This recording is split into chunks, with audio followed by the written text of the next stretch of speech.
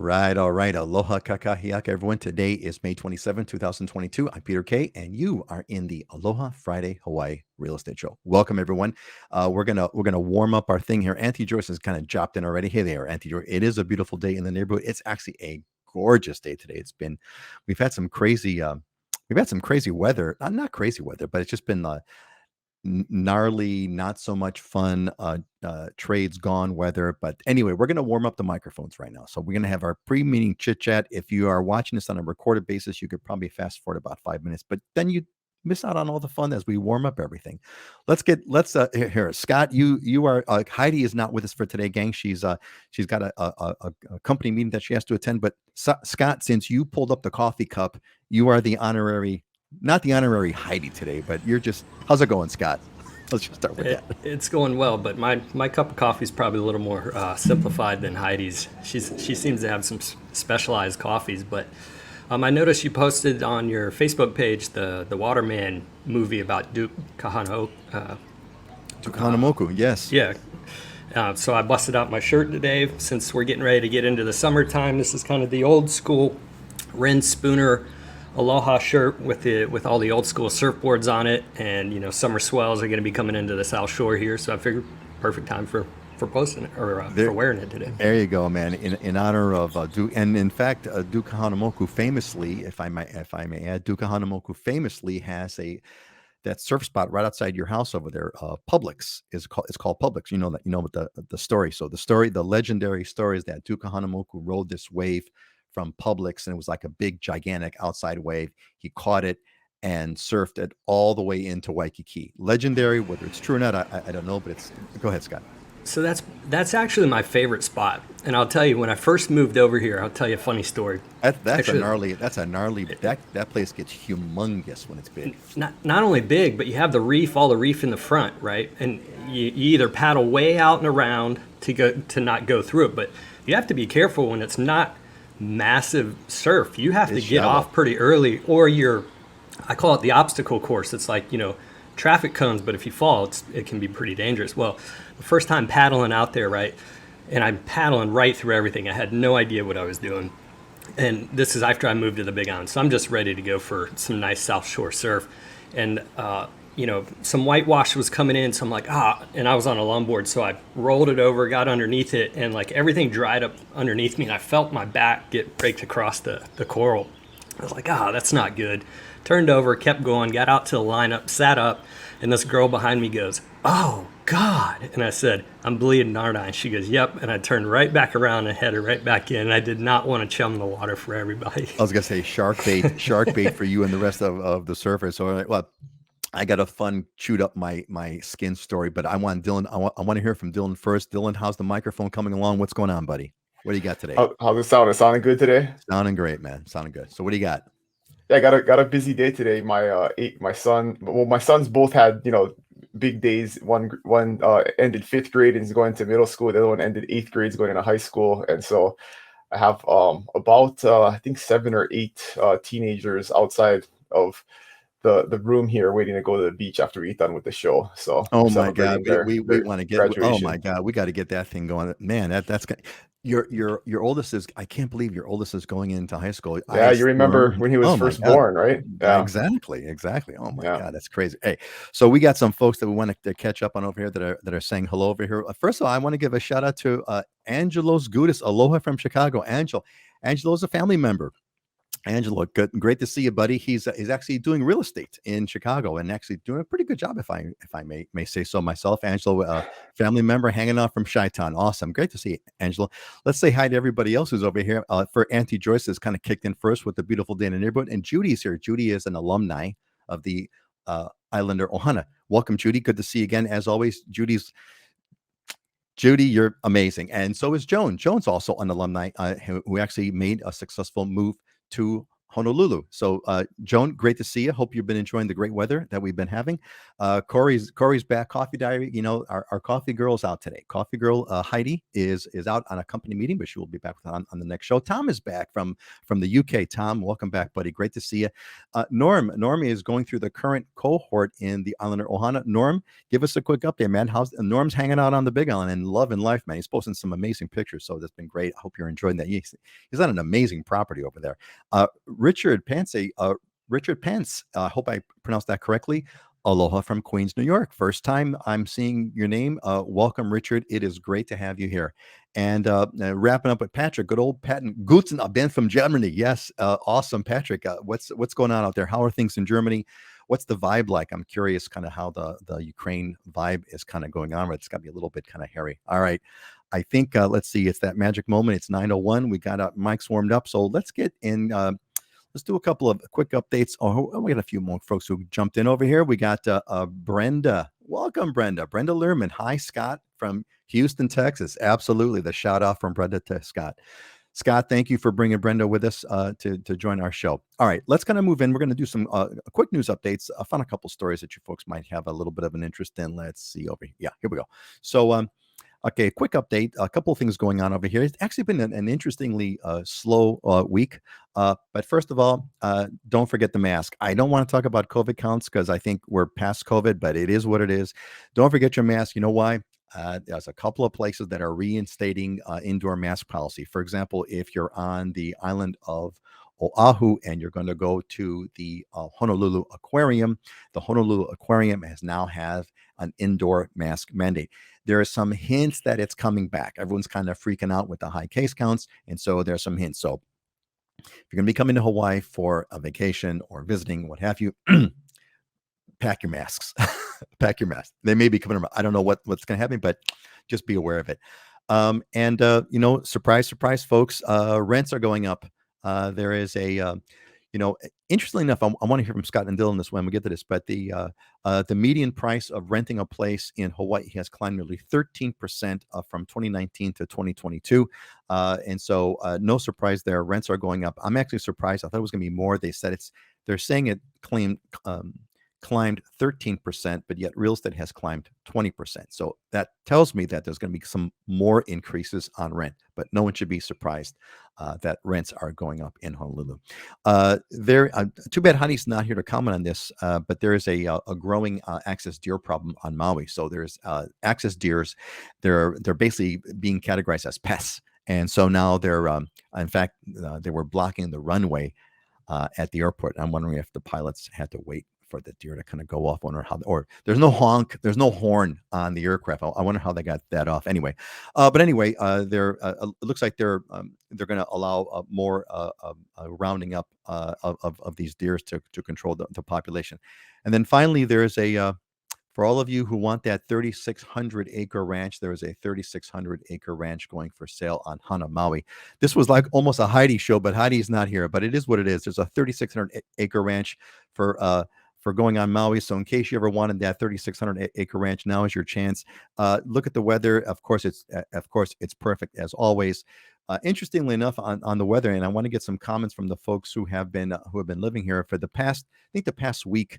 We had an interesting part in the weather, right? We had where the trade winds were gone for like the mid part of last week or so. I can't remember exactly when, but like it seemed like the mid part of last week, the trades were gone, and it was like, it really gave you an idea of how vital the trade winds are to Hawaii. So if you're watching, if you're living in Hawaii and you're with us for today, give us some feedback. I want to hear your perspective on your experience with what the weather was like without the trade winds, right? It was amazing. All right. I think we got this here. We got a couple folks who joined us before we kind of get the updates. Aloha from Patrick hey, Patrick, welcome. Good to see you, buddy. Aloha from the East Coast of the mainland. Hope you're all in paradise. Have been doing great. Yes. Well, Patrick, you're living in paradise. You don't have a lot of excuses, right? You can't not be living great in paradise. And we got back with us. Norm said our last day on the farm, then off to Kaloli Point for another week. It sounds like a dream vacation. Norm, why don't we go clockwise, Dylan, and then Scott. Dylan, give us the Give us some kind of either newsworthy stuff that's been going on the Big Island. Give us a market update, kind of what's changed, what you've seen, observe. I'm seeing some articles, by the way, you guys. I'm seeing some articles that things seem to be slowing down, velocity-wise. I don't know if prices have been affected, but things seem to be slowing down on the mainland. The increase in interest rates and the economy, etc., seems to be having an effect. Anyway, Dylan, the Big Island update, please, sir.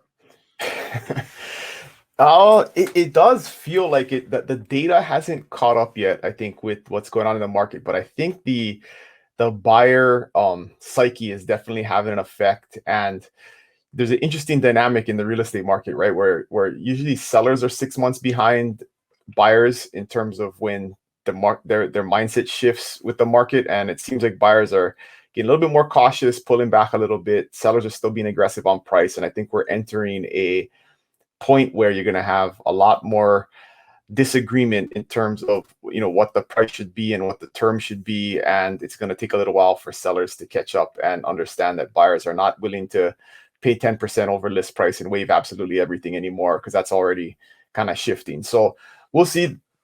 From a listing standpoint, we're about to pop up above 1,600 active listings for the first time in like 6 months. So it looks like inventory is on the rise. I mean, it's still 50% normal times in terms of the number of properties that are on the market at any given time on the Big Island. But we're seeing that upward trend start. Properties sitting on the market a little bit longer. So yeah, I think we're in a transitionary period right now. I don't think there's a crash coming necessarily, but definitely an evening out of the rapid, I think, appreciation that we've been seeing the last 6-12 months. You had mentioned, I saw some of your videos over the past few weeks where you had kind of touched on a crash out, and I would advise folks to take a look at your channel to get some more information on that. Did we talk about that the other week? That one stat about short-term resales. Why don't you go ahead and jump into that while you're here? If we this is a good, this is a good perspective for anybody who's just interested in the market or interested in the data that drives this stuff. So the people who keep predicting there's like a market crash coming. An interesting indicator of data from the previous market crash was there was a ton of short-term resales. So normally there was about 80,000, and this is across the whole country, right? 80,000 per year. You would have people that would resell their house within a 12-month period. That in the lead up, 04 to 06 went up to 400,000. So I mean, went up 5 times, right? People were speculating hard on the real estate market, and money was easy. So you could speculate and buy several houses with easy money, and then resell it 6 months later for a $50,000 profit because the market was appreciating so quickly. So, and that left a lot of people over leveraged. The market super inflated. That really drove the bubble in 2006, 2007, and this now we're back down to around 100, 120,000. So it's not like down to like 80,000, still higher than it was kind of previous, but it's nowhere near where it was in that lead up to the bubble the last time. So just an interesting difference in the underlying data that doesn't really get reported very often. So you don't have those short-term speculators. There are people still buying foreclosures and flipping them and stuff, but the people who are just selling the exact same house 6 months later for a profit, and Scott and I ask a lot of my people in across the country, I mean, how many of these short-term speculators are you selling houses to? And nobody's doing that. I haven't sold a house to somebody doing that in the last 10 years. It is going to be interesting to kind of see how this is going to, I mean, there's people are saying, is there a bubble?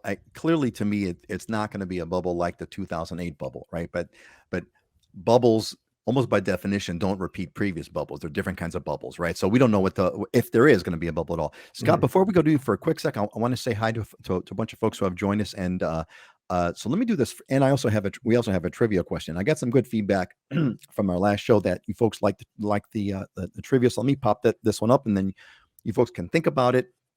You can put this together. You can kind of throw this on the comments. So here's the trivia question.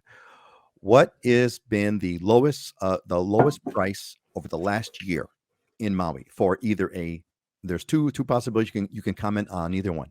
Either the lowest price home for Maui. What do you think the lowest price home over the last year has been? Or the lowest price condo, 2-bedroom, 1-bath condo. What is the lowest price 2-bedroom, 1-bath condo, or the lowest price for the home? take a guess. We'll have a little bit of fun. Throw it in the chat, and we'll kind of announce the winner, and we'll also ask Scott and Dylan. This is almost this is like the honorary Heidi who's not here show. I didn't plan it this way, but that's somehow how it goes. And I want to say hi to a few folks. I want to kind of give a shout out to Janice Mele. So Janice is a member of the Islander Ohana. She's going through the cohort. I'm going to see you this Saturday, Janice. Janice is also a realtor in Chicago, and she's moving on to Honolulu or to Hawaii. Janice, you and Angelo, do you guys know each other? Angelo is a family member who's also from Chicago. It can be kind of fun if there's a connection there, but he's kind of hanging out over there right now. But Janice, great to see you. I'm really glad that you're here.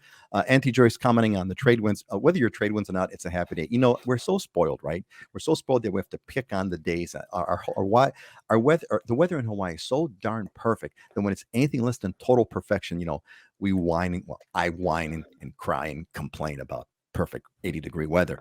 Michelle Cook is back. Aloha, Michelle Cook. Good to see you again. Andrew, the early crash might have been caused by. There's a lot over there.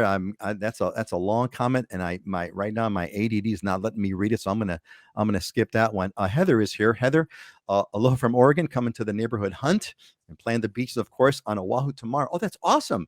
Going to be on Oahu. Heather is also an alumni of the Islander Ohana, and Heather going to be hanging out with Scott to kind of find the perfect place. So I'm looking forward to that. All right. So Judy takes a guess. Judy's got 500K lowest in Maui. All right, good. Tom says a condo of 90,000. Colleen, aloha from New York. We got a bunch of new folks over here. I'm really glad that you folks are here visiting with us. Andre, yeah, way too many comedians in our country.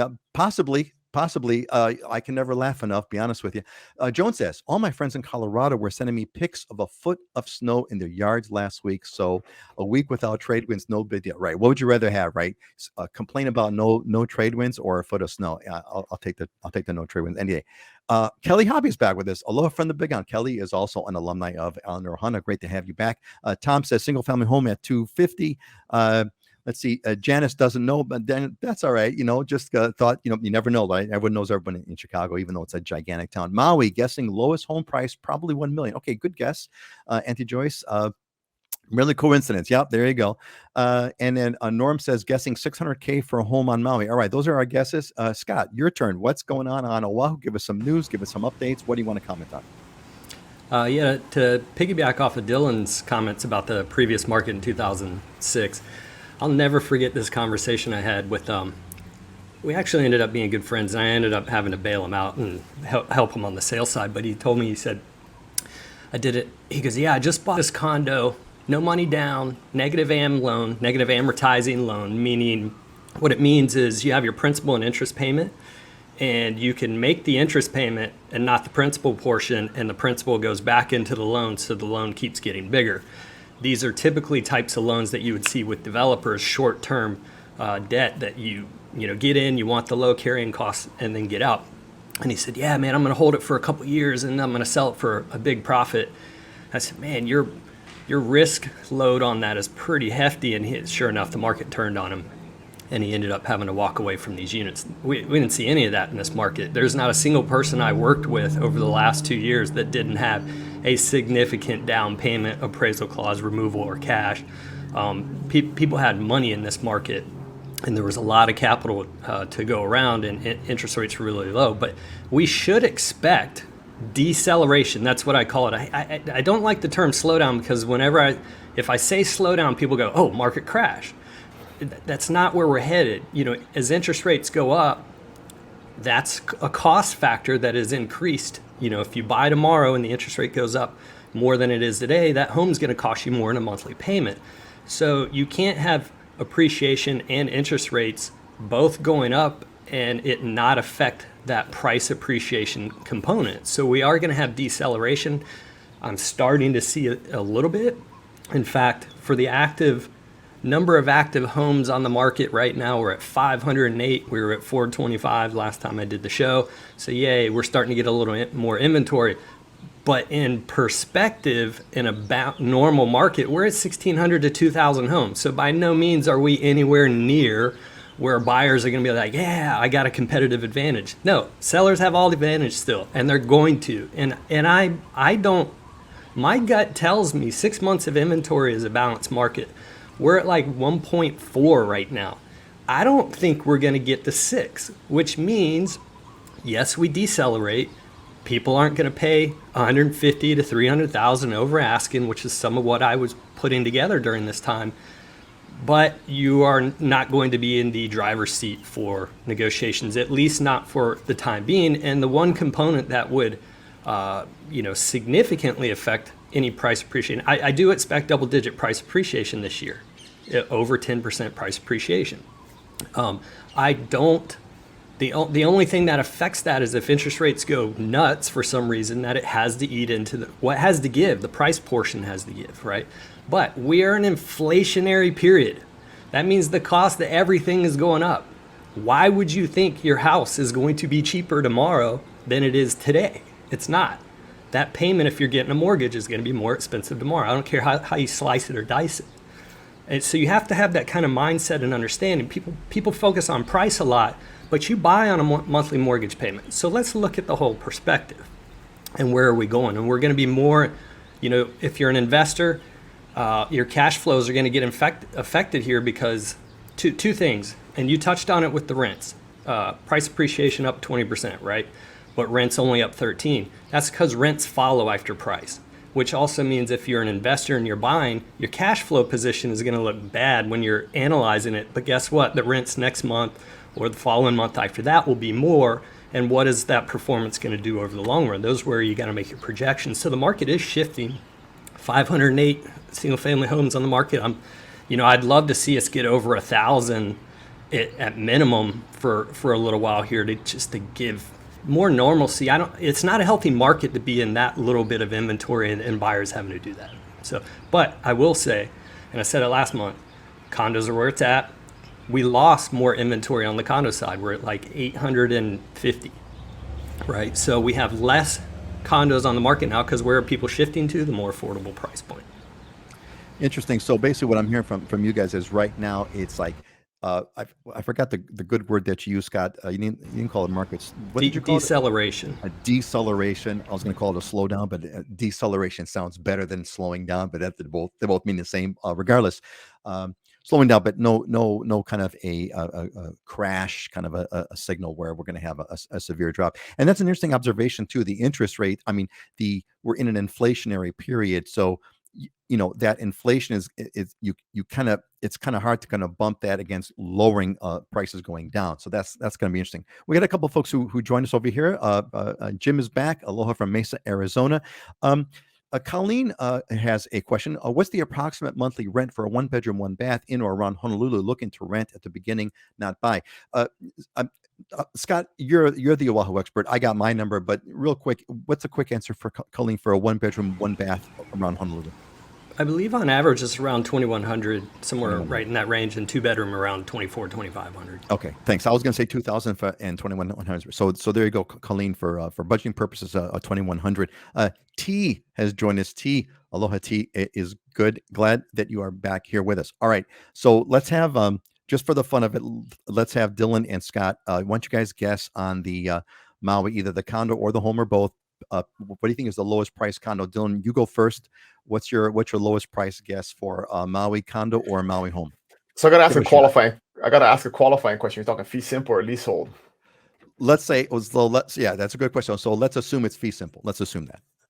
I'm thinking 150,000. 150, okay, for a condo. Okay. Scott, what's your guess? A condo or home, and what's your guess? Condo 225, home I'm gonna say 550. Okay.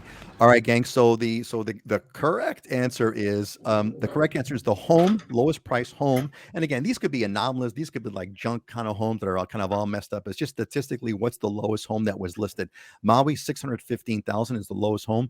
Condo, surprisingly, 2-bedroom, 1-bath, 395K. So the home 618, condo 395. Who came close? Popping in. Oh, is this currently listed or? It says over the last year. The last year, the lowest sales price for a 2-bedroom. Over the last year, lowest price for a 2-bedroom, 1-bath was $395. The cheapest home was $618. So there you go. There's your numbers.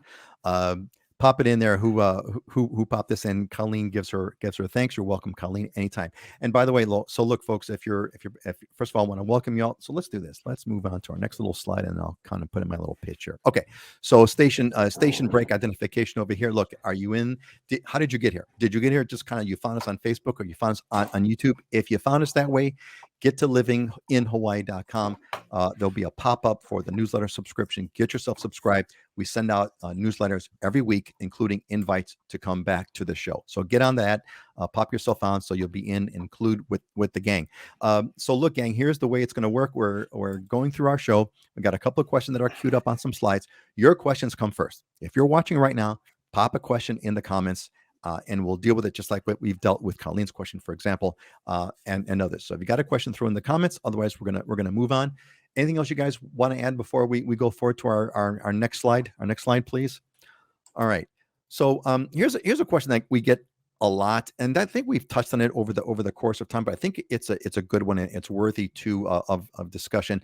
So the topic here is now buy now and rent. So Deborah from Germantown says, we're planning to move to the Big Island of Hawaii within 2 years. Should we buy now and rent out the house condo until we move there? Hint, Judy, what do you think of that one? Dylan, what's your take on that? And then we'll go to Scott. Yeah, absolutely not. You should buy as soon as possible. I just one of my clients and friends just dropped off my truck. He was borrowing it, and he bought his house for $560 2 years ago, and the house next door sold for almost $1 million, like a $990 or something like that. So if that's not an illustration of what can happen in a couple of years, and then I mean, it's a dime a dozen, right? I mean, he's not unique. I mean, that's pretty much everybody. I saw a stat that in the last 6 months, the cost to buy with a 2% interest rate increase has gone up 50%. Like your cost to buy a home in America has gone up 50% in the last 6 months with appreciation plus the interest rate increase. Wow. So yeah, I mean, we're a broken record. We've been talking about this for 2 years now. I mean, the cost of waiting to buy is significant. And so, unless you're an extreme pessimist and you really believe something terrible is going to happen, and why would anybody want to believe that, then, maybe hedge your bets and wait. But, anybody who's waited, and it's heartbreaking. I have plenty of people who have waited and are totally out of it. They just can't do it anymore. So, yeah, it's definitely not gonna. I would not recommend waiting.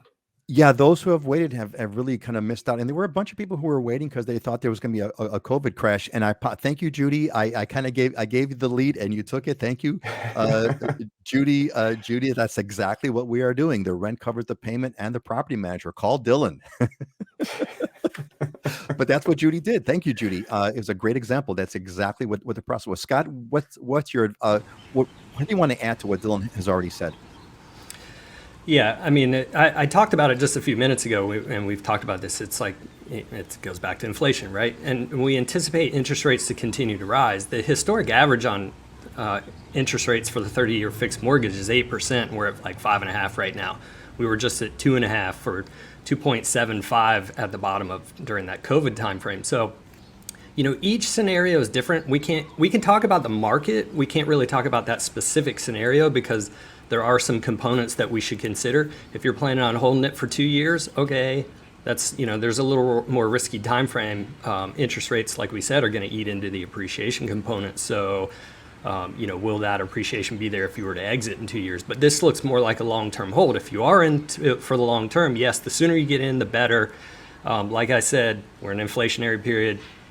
Building material cost more. Your bananas, your groceries, your gas, everything's gone up, and it's anticipated to continue to go up, which means your cost on your housing is going up. So do you want to get it in at the more affordable price point, today, or wait and it'll cost you more? And at least over 2 years, you can have someone who's either supplementing part of that mortgage or covering the whole thing, depending on how much you're bringing in. Yeah, and there's no question that rents are on their way up. They're definitely a trailing indicator, and we've had all this inflationary pressure. There's no question that this is going to be just the beginning. So, Deborah, I think hopefully that go ahead. I just got an email from my property manager buddy with all his new rental listings, and a decent three bed 2-bath house in Kona is $4,000 plus a month, right? And that's an $800,000 mortgage payment pretty much. So to put that into perspective, I mean, you can buy a house for 6, 7, 8, $900,000 and pretty much cover cover it with rents over the short term. So yeah, it makes a lot of sense to lock in that mortgage payment, lock in that price, and then just have it covered with rents until you're ready for it. I mean, I think of the folks who have done this, like Judy, for example, and others. If you're able to do it, and you could put enough down to kind of give yourself either a break even or a slight positive or whatever, you're you're kind of set. You're sort of isolated. You're in the market. No matter what's going to happen with the market, you're set. And when you're ready to finally make that move to Hawaii, you can kind of move right in, and the home is there, as opposed to kind of waiting. So yeah, definitely. And if you're concerned about interest rates, right? It's Right. possible interest rates go down in the future. So you buy now, a year from now, or 2 years from now, you're ready to make the move. And if interest rates go down a point or two or a point and a half or whatever, just refinance and get that new interest rate. So yeah, interest rates are not forever either way. So Either way, yeah. way. And if they go down, you could always refinance. There's been a lot of folks who have done that. Yeah. Excellent. Okay, great.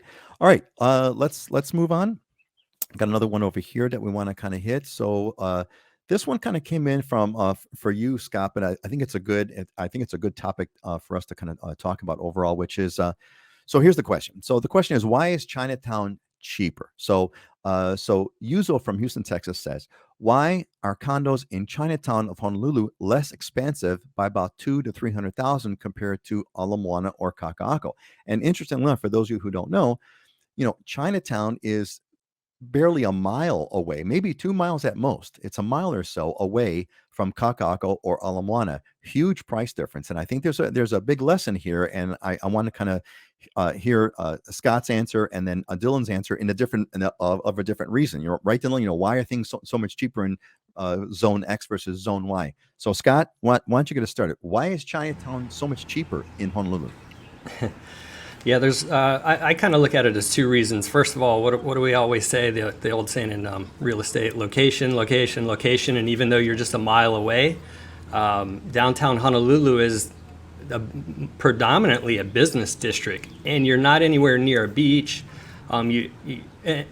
So from that standpoint, I mean, if you're in Kakaako, not only is everything newer because you have all these new towers coming up, but you have a lot of the hip restaurants, all the commercial space is newer, so you have all the newer restaurants going in there, restaurants and shops. And then you have access to Ala Moana Beach Park, which is, a huge beach park, swimming, surfing, you name it, jogging paths, tennis courts, the whole 9 yards. So location is one thing.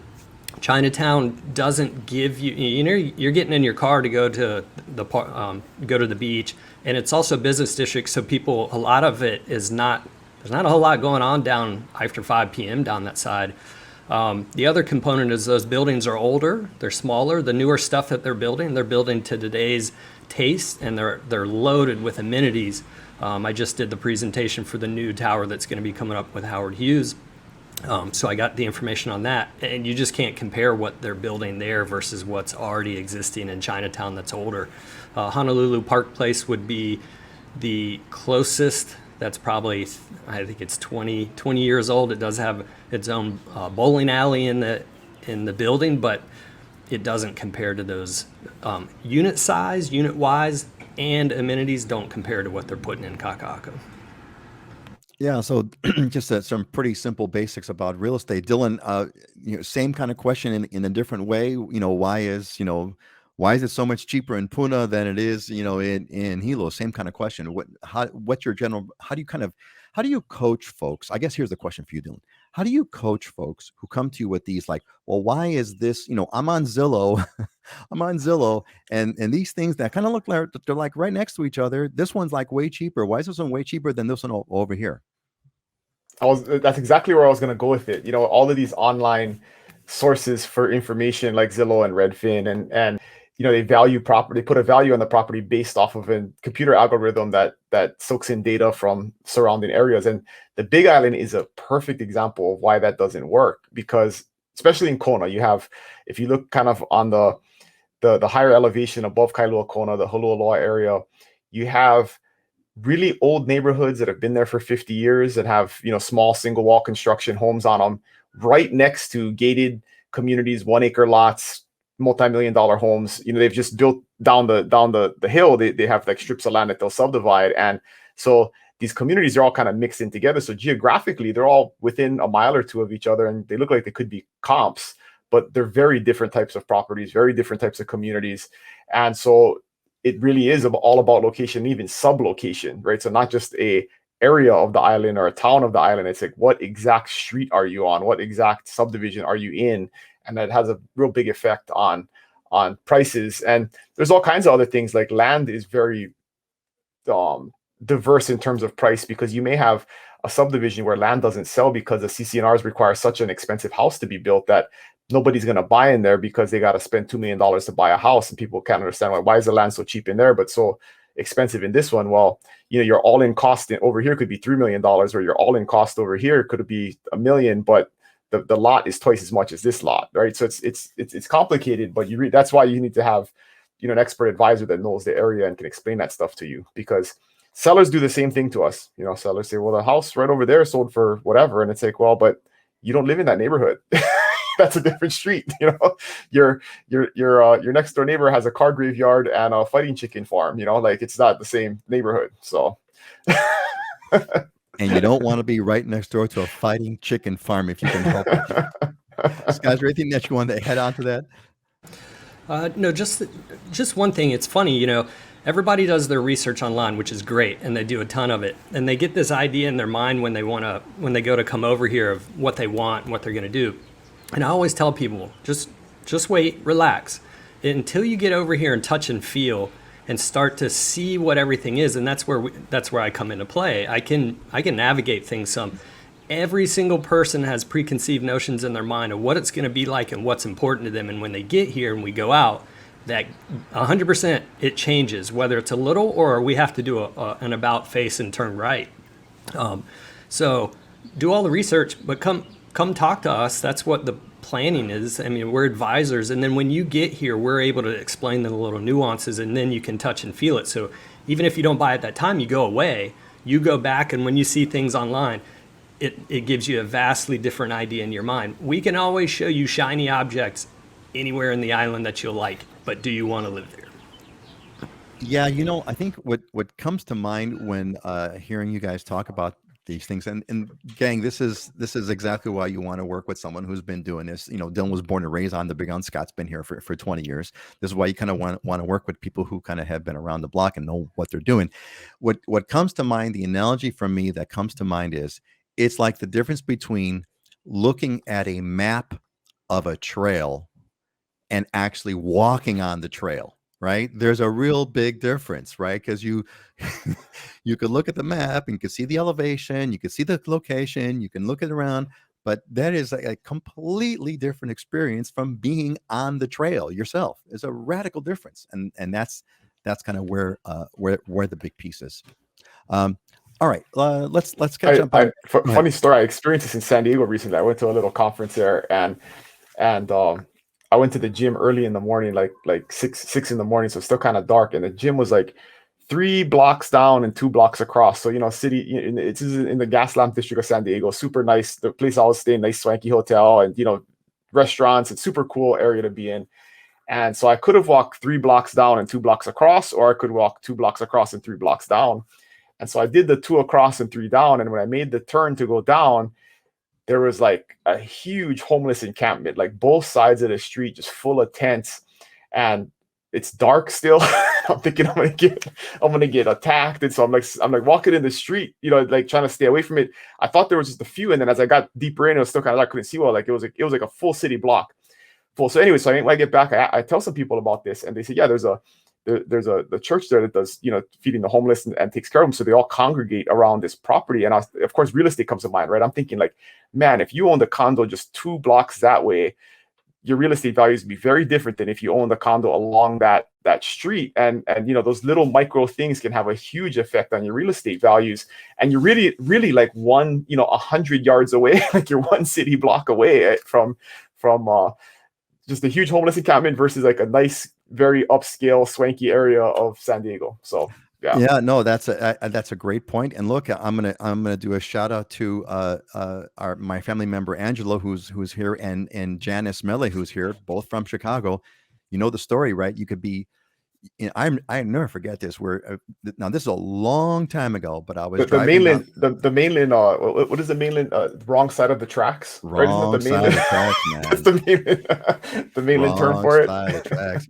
I remember here, just to kind of add to that, I remember driving down LaSalle Street. This is near downtown Chicago. Now this is 40 years ago. So driving down LaSalle Street, and you literally you look on the right hand side, and really nice high upscale, you name it, literally look over the left, and it looks like a war torn zone with buildings crumbling. I'm not kidding, buildings crumbling, bricks on the ground, buildings in half condition. I'm like, man, literally, just you're driving down, you look left, you see crumbling buildings, war zone. You look on the right, high end stuff, and that's easy. You got lucky in Chicago. You could have drifted into an area and gotten shot. So it's radically different, and this is why you want to kind of work with people who know what they're doing.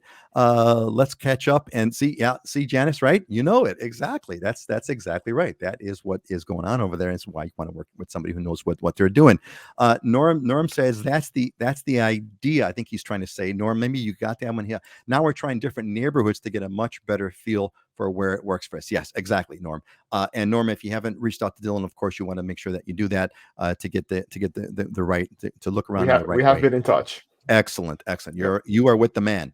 Excellent, both of you. Norm is also the man. Norm's living the dream, man. He was posting those pictures. Norm was like, even I was getting jealous. And Judy's right. You can't. This is the stuff Zillow doesn't tell you that, right? And you're not going to see. Again, it's the virtual versus the actual, and you're not going to see it on Google Street View either, right? Google Street View is not going to give you that experience. There's a big difference between seeing the map and walking the map, and that's that. Kinaya, we are waiting for you, girl. We are waiting for you. I know that you're going to make it. Hoping for 2 bathrooms. It is here for you, and I'm looking forward I'm looking forward to the day when you're going to be here. Let's see. I don't know if I caught this or not. Heather, she said, I don't know if I put your comment on before or not. I can't recall, but Heather says, yeah, totally plan on making the move now and refinancing later if rates come down. Can't wait any longer. Yeah, Heather's been watching. Heather's been watching those prices kind of jump up. It's like, yeah, you got to make the move. Got to make the move. Auntie Joyce, everyone's dream is to have an oceanfront home. Yes, I was one of them until Dylan gave me a perspective of probably why I wouldn't like an oceanfront in the long term. Yeah, so Dylan, here, let's just talk about that because everyone loves oceanfront homes. We all dream. I dream of being on the beach for sure. Dylan, what's your advice to what was your advice to Joyce? Why wouldn't you want an oceanfront home in Hawaii? Salt air destroys everything. And I'm thinking, okay, here comes the climate change argument. No, so go ahead on salt air. Oh yeah, I mean, you can debate climate change. You can't debate the fact that there's going to be waves hitting the rocks in front of your house, creating salt in the air constantly. And so it basically coats your house, right? Your windows will always be dirty. It gets into your appliances. It kills all your electronics. There's kind of leaves a film on everything.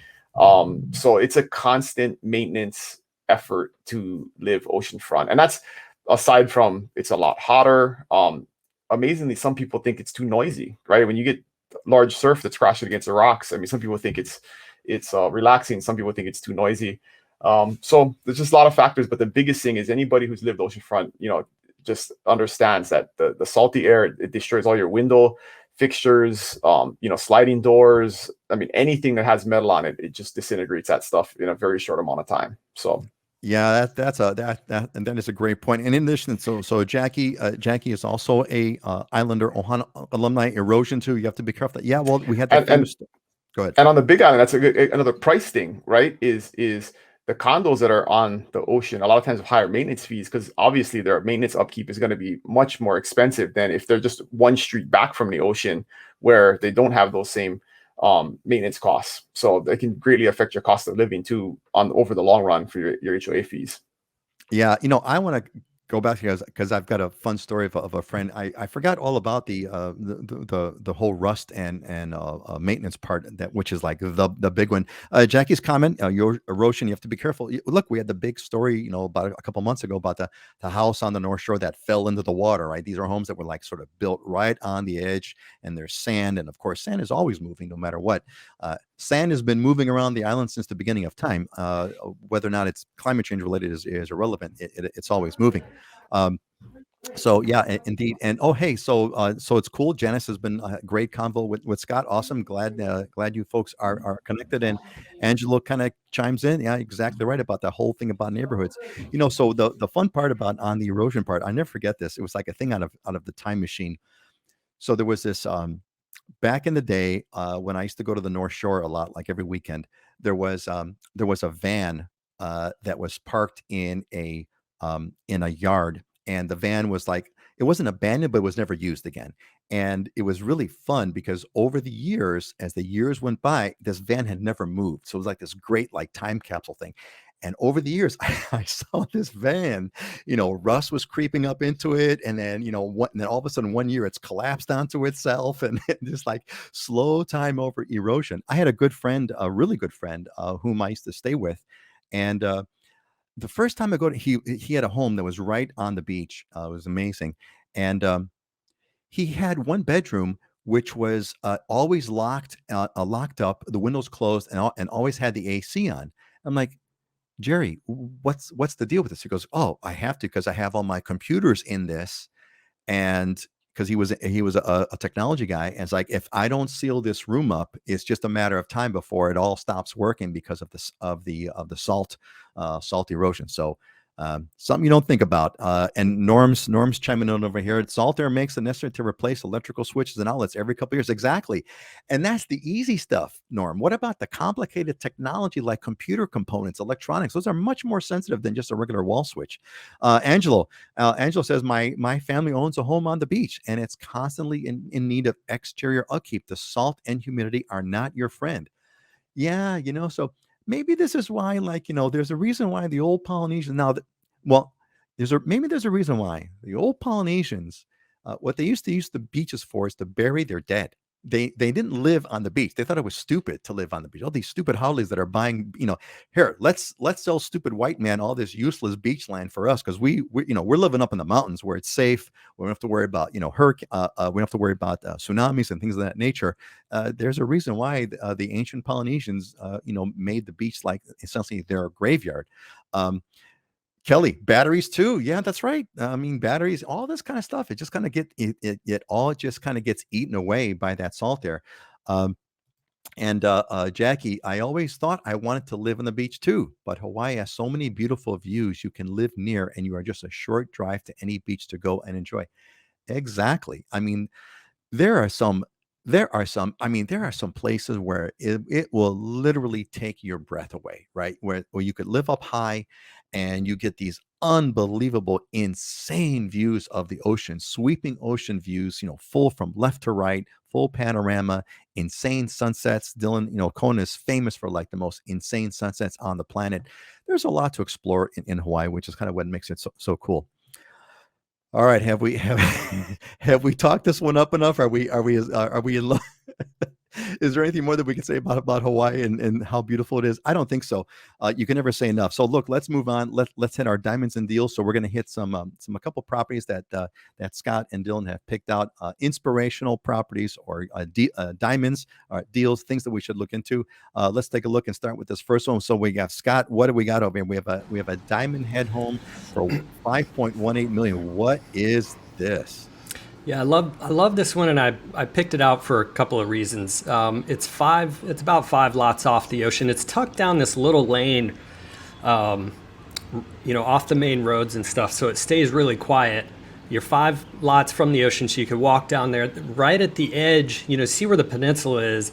That sticks out. That's kind of part of that is Black Point, but the beach starts right there, and it goes all the way around down on the lower portion here. Around Diamond Head. You got Cromwell Surf Spot that's right there. It's amazing.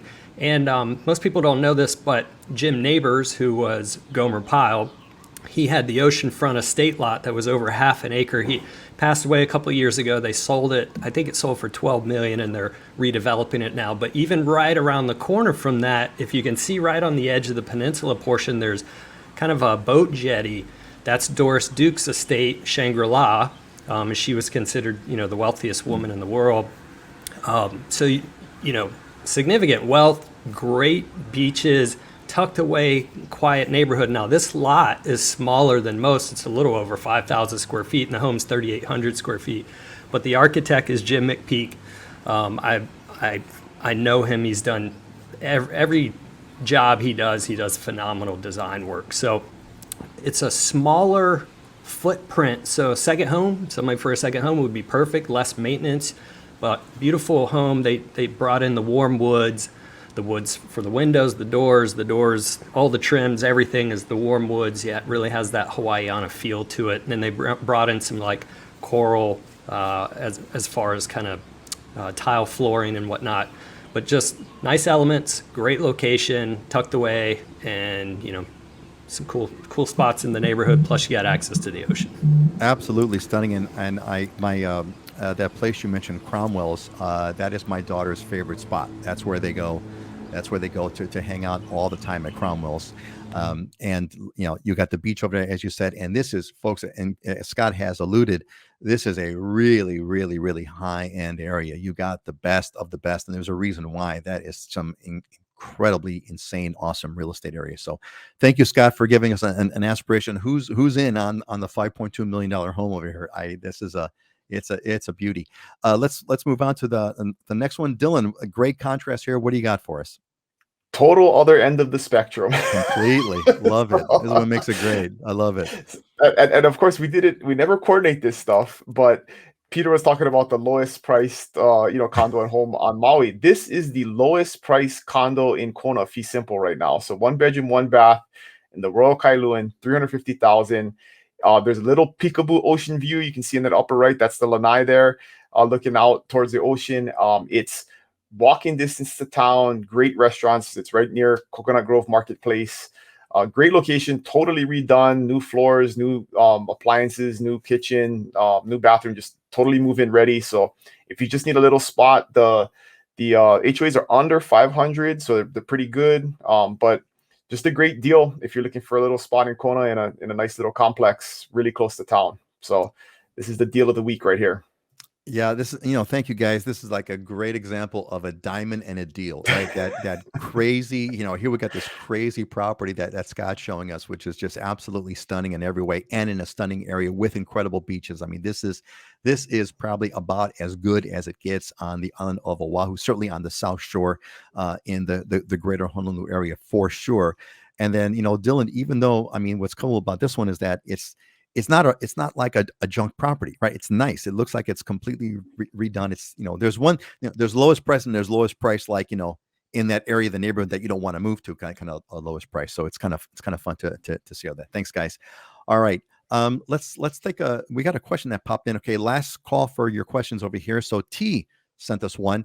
So you think getting renovations should be done sooner rather than later? Scott, you've done more renovation than you probably care to mention. What's your advice on renovations? And they're ongoing. I got another project coming on here. There you go. I'm getting ready to move places. So I'm actually going to come from a different location next show. But yeah, I mean, the cost of building materials is going up. The cost of labor is going up. So the longer you wait, the more it's going to cost. That's pretty much that's an easy one. Dylan, you want to add on to something that add on to anything that Scott said? Well, it depends on your situation too, right? If it's going to be a rental, you may want to wait to renovate till after your rental's done and you're going to move into it. So it really depends on your personal situation and timing. Yeah. And well, there's always those factors are always about there. The thing you shouldn't do is everybody renovates right before they sell their house, right? So they don't ever get to enjoy the renovations. People think, oh, I got to fix the bathroom and fix the kitchen before I sell. And it's like, why don't you just do that, enjoy that over time, and then, sell when you need to. So don't delay on that for sure. Go ahead, Scott. You know how many times I've had that conversation? And it's funny because when people go to buy, they go like, oh, I'm going to change all this when we move in, da-da-da-da. Then you get moved in and it's too big of a pain and life takes over and you get things going and everybody puts it by the wayside. and then you come in right before you go to sell it, and they've moved them out or something, or they've gone to the next place, and it's, come and do the renovations, and they go, oh, I love it, I wish I'd have done that many years ago. You're going to pay all that money, man. You might as well. And then I could count more times than I would like to, and how many times the new floors that you just put in, the new buyer comes in and rips all those out and puts carpet back in or whatever. I mean, so it's almost like it doesn't make sense to renovate, spend a bunch of money on renovation before you sell, because sometimes people want to do their own thing when they buy it. Well, Dylan, Auntie Joyce is agreeing with you. Maybe I can get Chris to do the master bath now. There you go, man. There you go, Auntie Joyce. Get that. Don't delay. Don't delay. Don't delay. That's actually a really good point. In terms of now, there's an interesting thing about that. So we got about a few minutes. What do you guys think about? I mean, how do you go about? What is your sort of decision making process? Let's say you're going to sell, and you're going to sell. So whether or not you did the renovation that you should have done, could have, should have, would have, that's all past, whatever. So what renovations do you do right now that are going to presumably give you sort of a good return on investment? Is it kind of stick to the cosmetic stuff? I mean, is it stick to the structure? Okay, Scott says, no, Scott, what's your general advice on this? What would you do? All right, so here's what I tell people. First of all, buyers buy based on emotion a lot of times. The cleaner and shinier and fluffier it looks, the better you're going to do. But I tell you three things. Health and safety issues you got to address. Those are deal killers. Repair items are deal killers as well, because when buyers come through, they're looking for excuses not to buy. That's broken. What else is broken that's hidden that I'm not seeing? So you clean those things up, and the last that you do is the cosmetics. But there's, that's where we come in, and I strategize. I'm doing that with 3 people right now. I've come in, I looked at everything. All right, health and safety first, repair items here, and then are we doing anything on the cosmetic side? What are we doing, and what's it going to yield out of the end, and is it worth the investment and the time and energy? And it's all about showing you the numbers at that point. And then there's a pain threshold, right? How much work and things are you willing to do, and at what point are you willing to leave money on the table because you just don't want to go there, you want to move on with your life? Yeah, that's a really simple rule of thumb, though, right? Health and safety issues first, get that out of the way, and then stuff that needs to be repaired. Great question, because that's right. People want to have an excuse to say no. Dylan, you want to add anything to that? Wrong button there. Yeah. Right. So buyer psyche stuff, right? Like Scott's talking about, if one of your switches doesn't work, get that fixed, because then they're going to think, is there something wrong with the electrical in the whole house, right? It could be a very minor little thing that has a bigger impact. And on the flip side of that, you could spend 20 grand redoing your whole bathroom, and then if the toilet runs during the inspection, they're going to think like, what was this shoddy work that was done in the whole bathroom? So it's like it's the details and those small things that have a big impact on a buyer psyche. So you really want to pay more attention to that than like the big picture stuff, because that's where people dig in, they get hung up on stuff. Nobody focuses on the beautiful new renovation. They focus on the little tiny thing that doesn't work or isn't right. Excellent. Scott, go ahead. Yeah, I'll give you 2 examples of that. I brought a listing on in Hawaii Kai earlier this year, and it had rained that night, and the sprinkler system had gone on in the yard, and there was a collection of water in this little planter area, and a buyer came through and they said, oh, is the water pipe busted? Is it getting under the slab? Am I going to have slab movement on the home? How long has this been going on? How bad is this going to get? And it was like, wow. And I had another person in a Kahala home that came through, and they saw one little, the drywall tape was coming undone a little bit. And they ran that all the way into the mindset of, oh my God, the structure on the property is becoming an issue.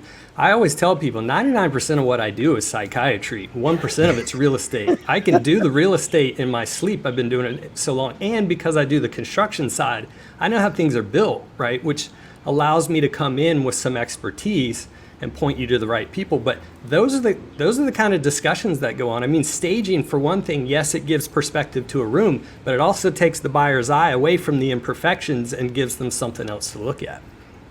Man, I love the psychologist or the counselor mode. Dylan, Norm agrees, and we're told don't do big items like flooring for the exact reason Dylan mentioned. Exactly, yeah, don't, because someone's going to rip it out unless it's a health and safety, or unless it's if there's a hairline crack Uh, it's unless there's a hairline crack in the flooring, which could indicate God knows what's going on. But yeah, excellent. All right, hey, this is great stuff. Let's move on. I think we're gonna let's wrap it up over here, folks. We're gonna go to our closing thoughts. Just some fun stuff that people that we have to give you something to close with and think about over the week until we see you again. So let's start with this one. Go ahead, Dylan. And why? What's your quote and why? Well, most people overestimate what they can accomplish in a year and underestimate what they can accomplish in 5 years. And so I just think about this in business and life planning. You know, it's amazing how far and different life is 5 years later. And people set these big, lofty goals. I'm going to do this by next year, when, you know, you get disappointed because you don't make them. And then you very much underestimate how huge your life can change over 5 years. And so it's a perspective thing for goal setting and having a mindset. I'm listening to a book right now called The Compound Effect. It's all about this and how, you know, the old adage is, what would you rather have? Would you rather have a penny that doubles every day or $5 million today? For penny that doubles every day for 30 days or $5 million today?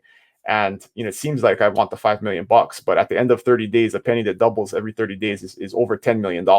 So you get, you know, but you got to look at it in that way, right? In everything that we do, if you stop eating 100 calories a day, you're not going to really see a change in your weight until like 2 years later. But if somebody who eats 100 calories more a day, in 2 years, the weight differential will be 65 pounds between the two of you over 2 years. But over 1 year, you may not see a big difference. Over 18 months, you may not see a big difference. But then once you get beyond 3 years, the exponential growth of the change happens. So. Well said. Compounding effect. That is a big one, man. And that's a whole other topic that we could go off on big time. Which is an excellent one. But let's move on and kind of hit what Scott's got. Thanks, Dylan, for that thought of the day. Hope you all kind of think about that one. What does that mean to you, Scott?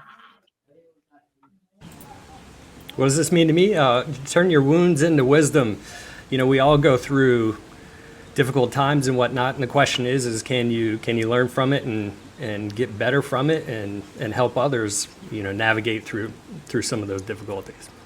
It reminded me when I used to coach kids soccer, and a lot of the parents would get really worried and concerned about the kids and, oh, they failed on this, or they didn't win this game, or something happened. And there's always a life lesson, and no matter what you go through, the question is can you learn from it? Or are you going to continue to make the same mistakes, or are you going to let it defeat you? And the idea is you got to learn from it. And that is excellent advice. And I want to give a huge, big mahalo. Sometimes I get too wrapped up in the production of the show. Auntie Joyce, remember and pray for all of our veterans on this special weekend. God bless them all. Of course, we're talking about Memorial Day. Those who have made the ultimate sacrifice for our country. And thank you very much, Auntie Joyce. I hope you'll all be thinking about that. Dylan, is there anything you want? Because you still serve in the armed forces. Dylan, is there anything you'd like to add to that? You want to say anything? Yeah, just the importance of it's about those who gave their lives, right? I mean, there's Veterans Day for veterans, and so when people thank me on Memorial Day, it's not about me. You know, this day's not about me. It's about those that have given the ultimate sacrifice. So, yeah, and I know more than a few, and so it's always a weekend where I reflect on that. Yeah, that is a weekend for all of us to reflect on it. It's actually remarkable. Sometimes we take these things for granted, and just to kind of stop and think for a moment that these people gave their lives for our country, and that is a unbelievable. I mean, just fathom that just for a moment. To kind of we take it for granted. I mean, maybe we've seen people like me who have never been in the armed forces or whatever. I've seen too many movies where it's trivial, but it's like, yeah, you've given your life. You've given your life to save the country, and that's there is no more sacrifice than that. So. A moment of that. Thank you, Auntie Joyce. Appreciate that. I hope you all think about that as well. All right, my turn. My thing, of course, my favorite thing is to pull out Proverbs that I read. By the way, gang, if you don't, whether you're religious or not is irrelevant. The book of Proverbs has got some incredible wisdom, and it's kind of cool because there's 31 Proverbs, one for each day of the month. So whatever day of the month it is, open Proverbs, on your Bible book app, whatever, and read that day. It's amazing. Anyway, the one I caught here was, do not love sleep, or else you will come to poverty. Open your eyes, and you will have plenty of bread. Long way of saying it just takes hard work. Just work your butt off. And you will have plenty of bread. All right. I think that's about it. We're kind of right on time. Anybody else want to add into that? Let's say Tom's got a comment. Tom, thanks, Tom. Never in the world, yeah, right. Never in the world of human conflict was so much owed by so many to so few. Well said. Thank you, Tom. Is that a Churchill?